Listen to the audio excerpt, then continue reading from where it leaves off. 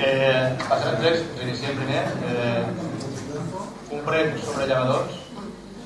Aquest és un prec que ens ha fet arribar un ciutadà o una ciutadana de Canals a través d'un qüestionari que vam habilitar a la nostra web per facilitar la participació de la gent als plens i poder traslladar les seues veus. Diu així: ja s'han perdut molts llevadors. El que hi ha al carrer València davant la copisteria Can 3 està ple de brossa i s'enfonsarà. Crec que l'Ajuntament hauria d'obligar al propietari a netejar. No s'ha de deixar perdre l'arquitectura de l'aigua. Transmetem per tant aquest prec per tal que l'equip de govern prenga les mesures adients. Gràcies. Moltes gràcies. Així ho farem.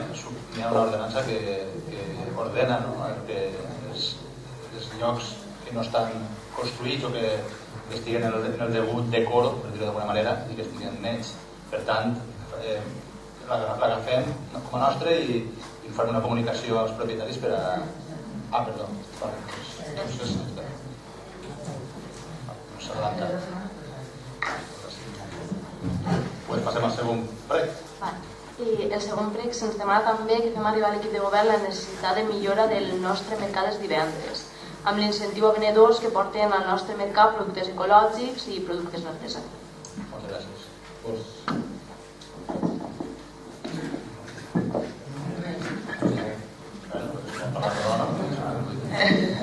Bé, ràpidament estem ja fent canvis, estem intentant millorar coses i fent projectes pilot, com per exemple estem posant unes papereres de cartró.